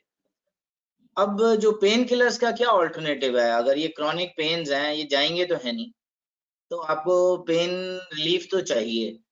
तो इसका पेन रिलीफ का तरीका ये है, आप फिजियोथेरेपी कराइए, सिकाई कराइए, एक्सरसाइजेस करिए रेगुलर बेसिस पे, तो ये पेन कम तंग करेगा। और फिर भी अगर जरूरत है दवा की तो पैरासीटामोल सेफ है, वो आप ले सकते हैं, और भी कुछ सेफ दवाइयां हैं जो आप ले सकते हैं एज पेन किलर्स। बट कोई भी दवा लॉन्ग टर्म खानी है तो बगैर डॉक्टर के सुपरविजन के मेरे ख्याल से नहीं खानी चाहिए। बट ऐसा डरना भी नहीं है कि एक गोली पेन किलर खाई और आपको किडनी फेलियर हो जाएगा। That is very true. Sir ने बहुत ही इंटरेस्टिंग और बहुत इम्पोर्टेंट बात बताई कि अगर कोई भी दवाई आपको लंबे से खानी है तो डॉक्टर की सलाह जरूर लें, क्योंकि कुछ दवाइयों से किडनी को बहुत नुकसान पहुंचता है और बहुत ज्यादा दिक्कत हो सकती है। कुछ सवाल ऑडियंस के आ रहे हैं sir, I would like to ask. You wanted to say something? एक सेकंड मैं यहाँ इंटरसेप्ट करना चाहूंगा। Sir please. I'm sure you'll agree, Dr. KSP, that the thing which differentiates a drug from a poison is the dose. जो doctor Saxena कह रहे थे कि अगर आप राइट चीज में कोई ले रहे हो उसको ड्रग बोलते हैं, इसको एक्सेस में लेते हैं उसको पॉइजन बोलते हैं। और दूसरी जो इम्पोर्टेंट चीज है which we need to introspect in our country is when you use the word OTC, हम क्या उसको हम सही मायने में यूज करते हैं? अनफॉर्चुनेटली हमें ये I mean, it's not a matter of pride कि हमारी कंट्रीज में, दिल्ली में भी एन एक्सेप्शन नाउ, यहाँ पे हम बहुत स्ट्रिक्ट हो गए हैं, बड़ी कंट्री बड़ी सिटीज में शायद ये अभी भी अडियर किया जा रहा है, but in the far flung areas chemist, I mean so many times you find वो प्रिस्क्राइब कर रहे हैं which is actually not OTC। Over the counter तो बहुत थोड़ी दवाइयाँ गवर्नमेंट ने अलाउ की हुई हैं। अगर हमें एक टॉक्सिक, पोटेंशियली टॉक्सिक दवाइयां भी ओवर द काउंटर बिना डॉक्टर की प्रिस्क्रिप्शन में मिल जाए तो वो वर्ड अपनी अहमियत ही लूज कर जाता है। तो OTC डजंट स्टे OTC, और this is very unfortunate. And I think the right message here today would be कि I think we should do everything only after taking the correct advice of your treating doctor rather than, and then the same applies. A combiflam may not be detrimental to your health, but then too many of it, too many non-steroidal anti-inflammatory drugs जो अगर आप लेंगे तो it's not just the kidneys, बाकी भी आपकी stomach की lining, आपके बाकी चीजें, ब्लीडिंग हो सकती हैं, बड़ा कुछ हो सकता है। और हम both of us today are more concerned about the patient's the general population's kidneys health, तो वो तो definitely affect होती है अगर हम बहुत ज्यादा पेन किलर्स पॉप करें। Thank you sir, thank you sir. दो चीजें जो आपने ही अभी इंडिकेट की थी, I would like to expand on that. And doctor Saxena sir कि ऑस्टियोपोरोसिस और किडनी का क्या रोल है, में किडनी का क्या रोल है? मेरे ख्याल से ये हमने हाईलाइट भी किया कि बोन हेल्थ के लिए vitamin D, active vitamin D चाहिए, तो वो किडनी में ही बनता है, तो उसके बिना आपकी हड्डियां कमजोर रहेंगी। तो अगर आपको, ये नहीं है कि हर ऑस्टियोपोरोसिस किडनी फेलियर की वजह से हो रहा है, बट किडनी फेलियर में ऑस्टियोपोरोसिस पेशेंट्स को होता है। आमतौर पे तो ऑस्टियोपोरोसिस का कारण होता है lack of calcium in the diet, lack of vitamin D in the diet, and इन दोनों की डेफिशिएंसी से ऑस्टियोपोरोसिस रहता है। फीमेल्स में हार्मोनल भी होता है, बट इसेंशियली यही मोटी बात है। तो अगर आपको बैक एक रहता है, अगर आपको जमीन पे बैठ के उठने में दिक्कत होती है, अगर आपको किचन में ऊपर के शेल्फ से सामान उतारने में कंधे आपके दर्द करते हैं, तो मेरे ख्याल से आपको ऑस्टियोपोरोसिस स्क्रीनिंग करानी चाहिए। अगर है तो उसके लिए वर्कअप होना चाहिए। अगर कैल्शियम की कमी है तो कैल्शियम लीजिए, विटामिन डी की कमी है तो विटामिन डी लीजिए, और थर्ड मोस्ट इम्पॉर्टेंट जो लोग नहीं चाहते हैं वो है एक्सरसाइज। ऑस्टियोपोरोसिस का एक कारण ये होता है कि आप एक्सरसाइज ही नहीं कर रहे। आपको लगता है हम तो किचन में, लेडीज स्पेशली कहती है हम तो सारे दिन ही किचन में काम करते हैं, बट एक्चुअली एक्सरसाइज नहीं होती है। And lack of exercise is equally important cause of poor bone health. तो ये स्केयर नहीं हमने करना है कि हर ऑस्टियोपोरोसिस किडनी फेलियर है, but osteoporosis is part of kidney failure also. Thank you, sir. Thank you. And Dr. Khuller, sir, would you like to add something about hemoglobin, the role of kidneys? Once again, I just want people to understand that kidneys are so important because they contribute to this aspect of our human body also. मैंने Blood कुछ देर पहले एक सिमली दी थी कि haemoglobin जो kidney जो blood में होता है, दैट इज लाइक एक मील की तरह है, सब्जी की तरह। अब उसमें अगर नमक नहीं है तो प्रॉब्लम, उसमें आयरन नहीं है तो प्रॉब्लम, उसमें एक्चुअल पनीर नहीं है तो प्रॉब्लम, और सो each and every ingredient is important. So let me try and give the audience today an overview of what is hemoglobin. अगर हम देखें तो hemoglobin में आयरन भी है, और ये हीम एक प्रोटीन है जो हीमोग्लोबिन का जो बेसिस है, और इसमें आयरन की भी इंपॉर्टेंस है, और ये सारे जाके बोन मैरो में एक आरबीसी की प्रोडक्शन होती है। और मैं वहां पे बात कर रहा हूँ सब्जी बनने की, वहां पे एक एक चीज चाहिए, वहां आयरन भी चाहिए, वहां विटामिन भी चाहिए, वहां पे ये जो स्टिमुलस है एरिथ्रोपोएटिन ये भी चाहिए। अब अगर हम किडनी की बात करें तो किडनी पेशेंट्स में बहुत सारे कारण हैं उनके हीमोग्लोबिन को कम करने के, जिसमें से नंबर 1 ये कारण है कि इनको बेचारों को भूख लगनी कम हो जाती है, तो अगर खाना नहीं खाएंगे तो ऑब्वियसली हीमोग्लोबिन कम बनेगा। इनकी आयरन की इंटेक कम है, इनकी विटामिन्स की इंटेक कम है, तो ये वो कारण है जो कि आम जनता में भी एप्लीकेबल है। सो वो सारे कारण कि जो अब आप देखते हैं लेडीज में वेरियस रीजंस की वजह से आयरन डेफिशिएंसी बहुत कॉमन है और उनको हीमोग्लोबिन लो रहता है। नाउ अगर अनफॉर्चुनेटली किसी लेडी को किडनी की प्रॉब्लम भी आ जाए तो व्हाट इट मीन्स इज कि पहले से ही उनका हीमोग्लोबिन कम था, अब उनको किडनी की प्रॉब्लम की वजह से और ये प्रॉब्लम एग्रावेट हो गई। किडनी की प्रॉब्लम कैसे एग्रावेट कर रही है, मैंने बताया कि एक तो भूख कम हो गई, दूसरा इनको अगर कुछ और दवाइयां साथ में खा रहे हैं जिससे ब्लड थिनर्स हैं, तो हो सकता है स्टमक की लाइनिंग में अल्सर्स बन गए हुए हैं तो आयरन लॉस होना शुरू हो जाता है, स्टूल के जरिए हीमोग्लोबिन लॉस हो रहा है। बट जो किडनी स्पेसिफिक हम बात करें तो किडनीज के में से एक फाइब्रोब्लास्ट सेल्स होते हैं जिसमें से एरिथ्रोपोएटिन एक हार्मोन रिलीज होता है, और ये हार्मोन जाके हड्डी को बोलता है, स्टिमुलेट करता है और ब्लड बनाने के लिए। तो अगर एक किडनी पेशेंट में खान पान की वजह से या ब्लड लॉस की वजह से पहले से ही आयरन की कमी है, ऊपर से ये एरिथ्रोपोएटिन भी कम हो गया, तो हीमोग्लोबिन कम हो जाएगा। So what we do is, जब हमने ये देखा कि एरिथ्रोपोएटिन लॉन्च हुआ इस कंट्री में, आई डिस्ट्रिक्टली रिमेम्बर ये 92 जिन दिनों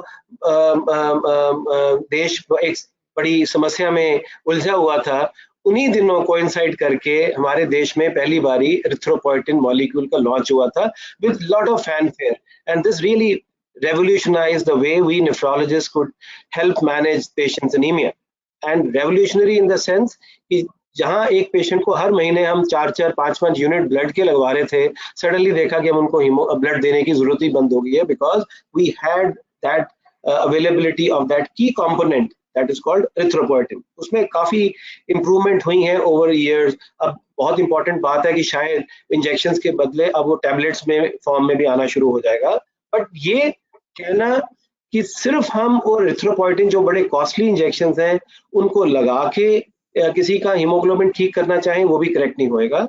We as nephrologists would always want to have a comprehensive view of what is wrong with a given patient when they come to us with low hemoglobin. So हम उनका iron भी पूरा करते हैं, at times we give them intravenous iron, जिससे उनका haemoglobin जो iron के स्टोर्स हैं हम पूरे उनके रिप्लीट करते हैं, and on top of that we give them vitamin supplements as well as if required now erythropoietin, और हम उनका हीमोग्लोबिन एक रेंज के में रखना चाहते हैं। आम इंसान का अगर हीमोग्लोबिन 13 ग्राम से ऊपर है तो हम अपने किडनी पेशेंट्स का देखा गया है कि अगर हम 12 ग्राम से ऊपर करने की कोशिश करें वो भी इतना सेफ नहीं होता, तो हम डेलिबरेटली अपने पेशेंट्स का जिनको एडवांस्ड किडनी डिजीज होती है 10 और 12 ग्राम के बीच में हीमोग्लोबिन रखते हैं by coordinating these factors which I have just now enumerated. Thank you sir, thank you. अब बहुत सारे इंटरेस्टिंग सवाल ऑडियंस से आ रहे हैं। इनसे पहले मैं एक चीज पूछना चाहूंगा सर, क्योंकि एक मिसकंसेप्शन भी है और कुछ लोग इसका नाजायज, आई वुड से नाजायज फायदा भी उठाते हैं कि जब लोगों को क्रॉनिक किडनी डिजीज हो जाती है, क्रिएटिनिन बढ़ने लगता है, तो there are so many therapies available. आजकल आयुर्वेदिक ट्रीटमेंट बोलते हैं, ये करा लो वो करा लो और फिर हम आपको क्रिएटिनिन कम कर देंगे। एंड तो सर पहला क्वेश्चन तो ये है कि अगर क्रिएटिनिन बढ़ जाए क्रॉनिक किडनी डिजीज की वजह से, क्या वो किसी भी इलाज से कम हो सकता है? मेरे ख्याल से ये ना majority of the diseases progressive ही होती हैं, ये बढ़ती हैं। तो फिर पेशेंट पूछता है हम आपके से इलाज किस चीज का करा रहे हैं जब ये रुकनी ही नहीं है। तो this is often a question asked कि हम आपके पास फिर आ क्यों रहे हैं जब ये बढ़ना ही है। तो उसका जवाब ये है कि जो रेट ऑफ प्रोग्रेशन है वो स्लो हो जाता है। तो जो चीज 1 साल में होनी है वो 5 साल में होगी आपको। तो चाहे डायलिसिस हो चाहे ट्रांसप्लांट हो, your best life is with your own kidney, ये इसमें कोई दो राय नहीं है। तो हम चाहते हैं आपकी यही किडनी लंबा चले आपके साथ, तो इस चीज का इलाज होता है। अब क्लेम करने के लिए तो आयुर्वेद वाले तो सारे कह देते हैं, लेकिन आप किसी भी हॉस्पिटल में जाइए और डायलिसिस पे जितने अगर 100 पेशेंट होंगे तो 99 उनमें ऐसे होंगे जो आयुर्वेद का इलाज करा चुके हैं। तो क्या सिद्ध करता है ये सिद्ध करता है कि आयुर्वेद के इलाज से कोई ठीक हुआ नहीं, तभी तो सारे डायलिसिस पे पहुंच गए। और उल्टा असर होता है और ये फास्टर पहुंचते हैं। तो इसलिए मैं तो किसी को सलाह नहीं दूंगा कि आयुर्वेद में ढूंढें किडनी का इलाज। So, Dr. Kesri, सर आपने बहुत ही सही बात sir. Please sir, doctor Khullar please. So Dr. Kesri, मैं एक क्लैरिफिकेशन यहाँ देना चाहूंगा कि जो ये क्वेश्चन आया है कि रिवर्सिबल है या नहीं है, और उसमें कई बार हमारे से ये क्वेश्चन पूछे जाते हैं। आई थिंक हमें आज ये बहुत क्लियर करना है ऑडियंस को कि किडनीज दो तरह से खराब होती हैं। एक हम बोलते हैं एक्यूट किडनी इंजरी जो टेम्पररी खराब हुई है, it's like a bolt from the blue. मैं एक एग्जांपल उदाहरण के तौर पे दे रहा हूँ। A person has got his or her health checkup and has got a clean sheet कि आपकी किडनीज बिल्कुल नॉर्मल है, सारे ऑर्गन्स नॉर्मल है। अनफॉर्चुनेटली जाते ही कुछ खाया गया, इतना डायरिया सीवियर लगा कि डिहाइड्रेशन हो गई, ऊपर से कोई गलत दवाई खाई गई, ऊपर से कोई इन्फेक्शन हो गई, यूरिन इन्फेक्शन हो गई। So all these factors can suddenly destroy someone's kidneys. और ये अचानक जो किडनी का फंक्शन, जो हम आज क्रिएटिनिन की बात सुबह पहले कर रहे थे, अगर वो किसी नॉर्मल इंसान की 1 से 1 मिलीग्राम्स पर डेसीलीटर से कम होनी चाहिए और ये किडनी खराब होते ही बढ़ जाती है, 1.5, 2, 2.5, 3 बढ़ती जाती है। तो अगर ऐसे एक्यूट फैक्टर्स, टेम्पररी फैक्टर्स थे तो किडनी अचानक खराब हो गई, इतनी खराब हो गई कि उसकी वैल्यू 7, 8, 9, 10 भी चली गई, इवन डायलिसिस भी शुरू हो गया। बट किडनी की इतनी अच्छी कैपेसिटी है कि रिपेयर हो जाती है और टोटल रिकवरी हो जाती है as if nothing had happened, और वापस नॉर्मल किडनीज और लाइफ नॉर्मल हो जाती है। नाउ ये इंसान जब किसी के पास जाएगा तो ऑब्वियसली वो क्या कहेगा कि मेरी किडनीज बिल्कुल खराब हो गई थी, मेरी डायलिसिस भी हुआ था और डॉक्टर सक्सेना ने मेरी किडनीज बिल्कुल ठीक कर दी और किडनीज नॉर्मल है, which is the correct statement. But unfortunately उनको ये बात नहीं पता कि किडनीज दूसरे तरीके से भी खराब होती हैं, जिसकी मेन हम आज चर्चा कर रहे थे, and that is chronic kidney disease. Chronic kidney disease by definition is कि वो डिजीज जो कि प्रोग्रेसिव है और इरिवर्सिबल है। ना तो ये रुकती है, ना ये वापस आती है, अनफॉर्चुनेटली ये बढ़ती है और बढ़ के किडनी का फंक्शन 100% से कम होता होता होता 10% से कम भी आ जाता है। जब ये 15% से कम आ जाता है तब हम डायलिसिस की बारे में सोचना शुरू करते हैं, प्लानिंग शुरू करते हैं या ट्रांसप्लांट की बात करते हैं। ये वो स्टेजेस हैं जो परमानेंट खराब है। कैसे पता लगता है? आमतौर पे जो किडनी डिजीज 3 महीने से ज्यादा लास्ट कर गई वो क्रॉनिक फेज में है, वो रिवर्स नहीं होएगी, तो उसमें हमें बचाव की बात करनी है। जो डॉक्टर सक्सेना कह रहे थे कि अगर आप इस स्टेज पे इलाज नहीं कराएंगे ढंग से और ये कहोगे कि क्या फायदा, बढ़नी तो है ही है, तो डिफरेंस इज कि जो काम 10 साल बाद होना था शायद वो 2 साल में हो जाएगा। So it's a huge difference the number of years you can add. ये किडनी को बढ़ने की रफ्तार को स्लो करते हो और सिग्निफिकेंटली स्लो करते हो बाय वेरियस फैक्टर्स। लेकिन ये स्टेज में हमें किया जाता है, कुछ ऐसी दवाइयां देके कि जो क्रिएटिनिन को मास्क कर देती हैं। वो क्या करती हैं कि आपने अगर टेस्ट करवाया तो आपकी वैल्यू 4 आई और अगर आपने साथ में वो दवाई खा के, उसने किडनी को ठीक नहीं किया, उसने उसको मास्क कर दिया हुआ, 4 की वैल्यू 3 आ जाती है, तो इंसान बड़ा खुश हो जाता है कि मेरी ये क्रिएटिनिन की मात्रा कम होगी, मैं शायद ठीक हो रहा हूँ। आई थिंक इन फॉल्स बिलीफ्स में नहीं रहना चाहिए। The most important message we want to give is have faith in what medical science is able to offer you in 2021. It's far better than what we were able to offer in by the towards the beginning of this millennium, or I'm sure 2050 में हम बात कर रहे होंगे कि how primitive we were in 2021. but जो आज है वो भी बहुत अच्छा है, उसको एक्सेप्ट करें और फॉल्स बिलीव्स में विश्वास ना करें। Thank you, sir. एक last question, remark I would request both of you to contribute to. That is the final stage, जैसे आपने बताया about renal replacement therapy कि kidney transplant किसको करना पड़ता है और कौन डोनेट कर सकता है, and what is the quality of life. थोड़ा संक्षिप्त में if you could contribute, both of you, sir. मेरे ख्याल से जिसकी भी किडनी इरिवर्सिबली और एक स्पेसिफाइड स्टेज होती है जो आपका डॉक्टर बताएगा आपको, एंड स्टेज डिजीज जिसको हम कहते हैं, जब वो पहुंच जाए तब हर किडनी फेलियर पेशेंट को ट्रांसप्लांट करवाना चाहिए।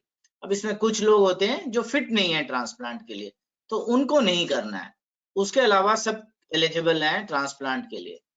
अब मतलब basically everybody should be offered a kidney transplant unless he is unfit for it for some medical reason और some other reason. The second part is about donors. The importance is anybody who is healthy and say between 21 and 65 years of age, sometimes even 70 years, and who's related to the patient, जिसको diabetes नहीं होनी चाहिए।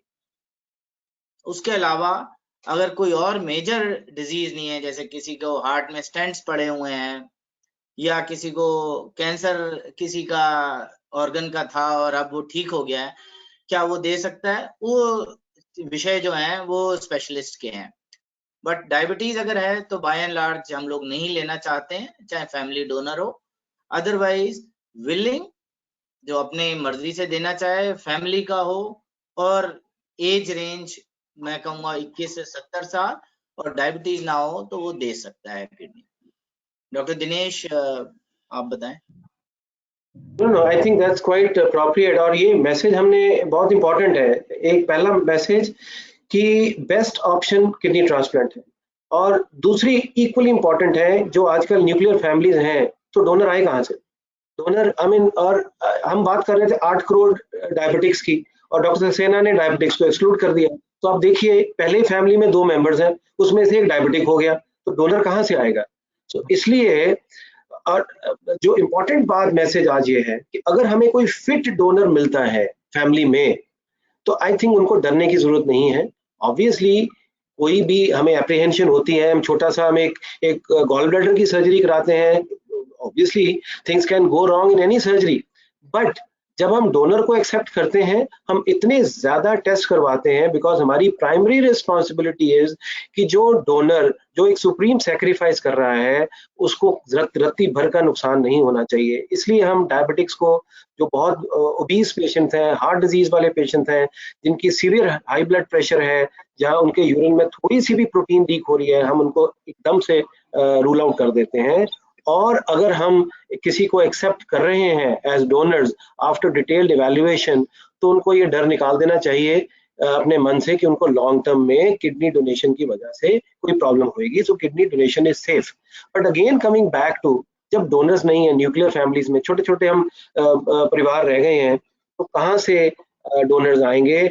उस context में I think I would certainly want to make this sincere request to all the people who have joined us today to raise our concern about the donor shortage, the acute shortage of donor organs, and how to mitigate this, how to address this problem. I think best है कि India में आप imagine करें, अगर हम 100 transplant करते हैं तो 90% ऑफ द टाइम्स जो डोनर हैं वो फैमिली मेंबर्स हैं, क्लोज रिलेटिव जो कि इमोशनली रिलेटेड है। Number one, this is in stark contrast to what happens in the more developed countries. 90% of the times donors हैं deceased donors, which means कि वो लोग जो unfortunately accident cases हैं, brain hemorrhage cases हैं, जिनका brain बिल्कुल totally permanently damage हो गया है, वो कभी भी कॉन्शियसनेस रीगेन नहीं कर पाएंगे। इनको हम डिसीज डोनर या कैडावरिक डोनर्स बोलते हैं। ये फॉर्मल फाइनल डेथ से पहले कम से कम नहीं तो 6, 7, 10 जनों को नई जिंदगी दे सकते हैं by 2 kidneys, liver, lungs, heart, pancreas, intestines. So इतने सारे ऑर्गन्स जो कि वेस्ट होने जा रहे हैं कुछ टाइम के बाद। अगर हम हार्ट की डेथ से पहले, जब ब्रेन डेथ हुई है और हमें पता है मेडिकल तरीके से कि ये कभी भी कोई वजह नहीं है कि इनकी कभी भी कॉन्शियसनेस वापस आ सके, ये डोनेट कर सकते हैं। And this is what is happening in more developed countries. 90% of the times donor source ये हैं and only 10-15% of the times family relatives होते हैं। अगर ये काम भी इंडिया में हो जाए तो जो आज हम एक साल में इंडिया में मात्र 8-9 हजार किडनी ट्रांसप्लांट कर रहे हैं for to help at least 2 lakh more new patients being added every year. हम 2 लाख लोगों में से मात्र 8,000 की हेल्प कर सकते हैं वाया किडनी ट्रांसप्लांटेशन आज की डेट में इस कंट्री में। अगर हम ये रिवर्स नंबर कर दें, 90% कैटागोरिक आ जाए, इतने ऑर्गन्स वेस्ट हो रहे हैं बिकॉज हमारे को वो इंक्लिनेशन नहीं है, हमारे को राइट नॉलेज नहीं है, और हम अपने ग्रीफ को most of the times overcome नहीं कर सकते हैं इवन आफ्टर रियलाइजिंग कि हमारा जो निजी संबंधी है वो ब्रेन डेड हो चुका है। हम उन ऑर्गन्स को वेस्ट ना करें, किसी के काम आ जाएं, तो हमारा ये नंबर 8,000 से बढ़ के 30,000 तक हो सकता है। एंड इमेजिन कितना डिफरेंस हो सकता है एक इंसान जो कि has no hope without kidney organ, उनको सडनली एक ग्लिमर ऑफ होप मिल जाएगी। So my sincere request to everyone, please spread this message. We need to first be understanding the magnitude of the problem, also understanding the concept of brain death, and then we can propagate this message for furthering the cause of suffering humanity here. Thank you so much, sir. Thank you so much, Dr. Sanjeev Saxena, and thank you so much, professor Dinesh cooler. आप लोग आए, आपने अपना इतना समय निकाला, and thank you so much for the wonderful messages that you put across. I think the number 1 message is prevention, prevention, prevention. अगर आपको ब्लड प्रेशर है, डायबिटीज है, तो प्लीज उसको कंट्रोल करके रखिए, because with adequate control you can lead a good normal life without causing complications. And your last message was absolutely wonderful. We all have to come out with initiative. आप पहल करिए, अपने दायरे से बाहर निकलिए। आप एक छोटा सा कंट्रीब्यूशन करके कितने लोगों की जिंदगी बचा सकते हैं, कितने परिवारों को खुशहाल कर सकते हैं, कितनी लोगों की जिंदगी में खुशियां ला सकते हैं, इसके बारे में सोचिए। Please come forward and become an organ donor. Thank you so much, both of you, and I would once again like to thank you on behalf of SOCHM and on behalf of Shri Anil Rajput ji, who is unfortunately not with us, but he has requested me to personally convey his thanks to both of you once again, Dr. Sanjeev Saxena and Dr. Dinesh Kular, Thank you for joining us and giving us so much knowledge, and to our audience also. Thank you once again. Jai Hind. Thank you so much, Dr. Kesri. That was wonderful moderation, and thank you, SHM. Thank you so much. And thank you, Dr. Saxena. Thank you, sir. सीखने को मिलता है हर बारी आपसे. Thank you. आज बहुत कुछ सीखने को मिला, and your last message was really wonderful, sir. That was really great. My pleasure. I think we can finish. Okay. Okay. Thank you very much. Thank you, sir. Yeah, doctor. Thank you. Bye. Bye. Thank you, sir. Bye bye. Bye.